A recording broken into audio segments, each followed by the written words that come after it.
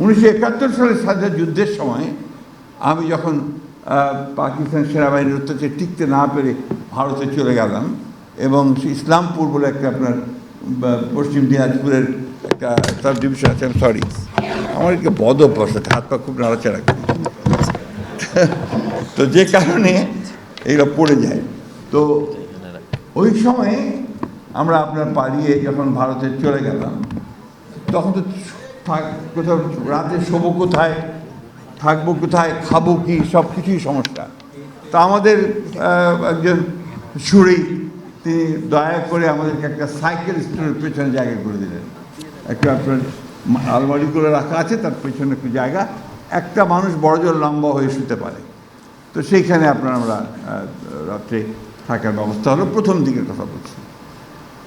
তো ওখানে 2 দিন পরেই ওই বিকেলবেলা ওই স্টোরের সামনে একটা জায়গা ছিল, ওখানে আমরা চেয়ার নিয়ে বসতাম, গল্প করতাম। এমন সময় ওখানে একটা গাড়ি আসলো, অ্যাম্বাসেডার গাড়ি ভারতীয়, তার উপরে একটা আপনার ওই লাইট বসানো, সিকিউরিটি লাইট বসানো। গাড়ি থেকে নামলেন এক বয়স্ক ভদ্রলোক, আপনার ধুতি পরা, এবং আপনার সামনে আপনার একজন মাত্র ব্যক্তি, তার হাতে বোধহয় সম্ভবত একটা ভেতরে বন্দুক ছিল, অর্থাৎ একটি গানম্যান।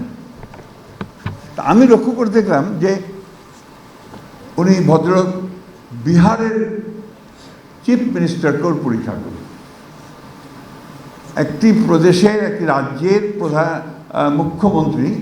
তিনি এসছেন ওই জায়গায়, খবর পেয়ে যে এখানে কিছু বাংলাদেশ থেকে লোক এসছে যারা যুদ্ধ করছে, তাদের সঙ্গে কথা বলতে। তিনি একা শুধুমাত্র তার একজন দেহরক্ষী নিয়ে তিনি সেখানে এসে উপস্থিত হয়েছেন। আর আমাদের এখানে আমাদের যেই মন্ত্রী হয়ে গেল, সেই সম্পূর্ণভাবে ভিন্ন জগতে চলে গেল।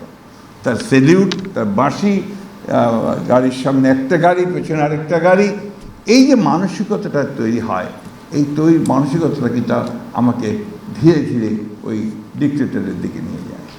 আমি কথাটা সেই জন্যই বললাম যে মাননীয় কথাগুলো বাদ দিয়ে কথা বলতে পারলে ভালো। মিস্টার স্পিকার, প্রাইম মিনিস্টার বললে কিন্তু যথেষ্ট হয়, তাই না? আমরা মনে হয় যে আমাদের নতুন ছেলেরা এই বিষয়টা চালু করবে, তাহলে আমি মনে করবো যে অন্তত একটা বিষয়ে আমরা আমাদের কালচারের একটা জায়গাতে পৌঁছতে সক্ষম হব। সময় তো ভালো যাচ্ছে না এখন, অনেকেই অনেক কথা বলছেন, অনেকেই মন খারাপ করছেন, ভালো রাখছেন। আমি সবসময় খুব আশাবাদী মানুষ, বয়স আমার অনেক, কিন্তু আমি আশাবাদী মানুষ। আমি মনে করি যে এর পরে ভালো সময় আসবে, আরও ভালো সময় আসবে, এবং আমাদের এই ছেলেরা যারা আজকে এত চমৎকার অনুষ্ঠান করছে, এত চমৎকার চিন্তা করছে, এত চমৎকার ভাবছে দেশ নিয়ে নিজেকে তৈরি করার জন্যে, সেখানে নিঃসন্দেহে আমার ভবিষ্যৎ অত্যন্ত ভালো।